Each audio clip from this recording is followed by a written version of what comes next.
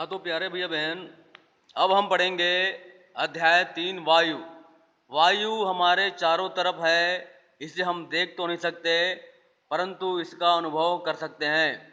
यह सजीवों के लिए आवश्यक है क्योंकि सांस लेने के लिए वायु बहुत जरूरी है। ठीक है। इसके अलावा पृथ्वी के तापमान का नियंत्रण करने के लिए, वर्षा होने के लिए, बीजों का एक जगह से दूसरी जगह पहुंचने आदि के लिए, ऐसी क्रियाओं के लिए वायु बहुत जरूरी है। इसके बिना यह कार्य संभव नहीं है। आप भी ऐसे ही कुछ अन्य क्रियाओं की सूची अपने कॉपी में बना सकते हैं। अब आता है वायुमंडल। हम पढ़ चुके हैं कि वायु मिश्रण है। ठीक है, बहुत सारे गैसों का मिश्रण है।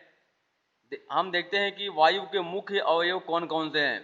तो वायु के अवयव हैं, पहला है 78% नाइट्रोजन, दूसरा है 21% ऑक्सीजन, 0.9% आर्गन, 0.04% जल वाष्प, 0.03% कार्बन डाइऑक्साइड तथा अन्य सल्फर डाइऑक्साइड, अन्य गैसें, धूल के कण आदि उपस्थित होते हैं। पृथ्वी की सतह से 16 से 23 किलोमीटर की ऊंचाई पर ओजोन परत पाई जाती है। ओजोन का एक अणु O3 ऑक्सीजन के 3 परमाणुओं से मिलकर बनता है। यह परत हानिकारक पराबैंगनी किरणों को अवशोषित करती है, जिससे त्वचा के कैंसर से बचाव होता है। ठीक है। अब आते हैं प्रश्न उत्तर। पहला प्रश्न है, वायु कौन कौन सी गैसों का मिश्रण है।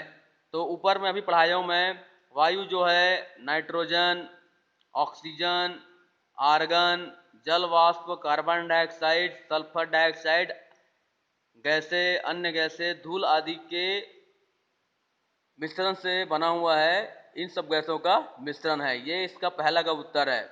अब आता है दूसरा प्रश्न है, ओजोन परत क्या है, इसका क्या महत्व है, इसका महत्व लिखिए। ठीक है। तो क्या है कि जो ओजोन परत है यह पृथ्वी की सतह से 16 से 23 किलोमीटर की ऊंचाई पर ओजोन परत पाई जाती है। ठीक है।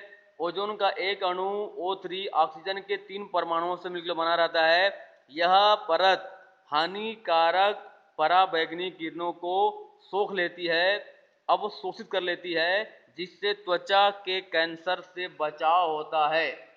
ठीक है, यह है इसका उत्तर, आपके बुक में दिया हुआ है। अब आता है तीसरा प्रश्न है, वायुमंडल में कौन सी गैसें बहुतायत में पाई जाती है।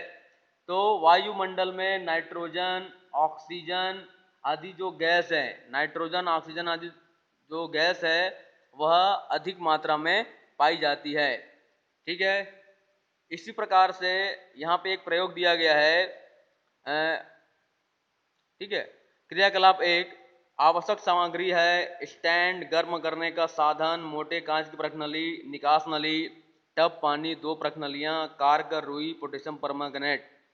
मोटे कांच की परख नली में 2 या 3 ग्राम पोटेशियम परमैंगनेट को लेते हैं और चित्र अनुसार उपकरण को जमाते हैं। पीछे में चित्र दिया गया है।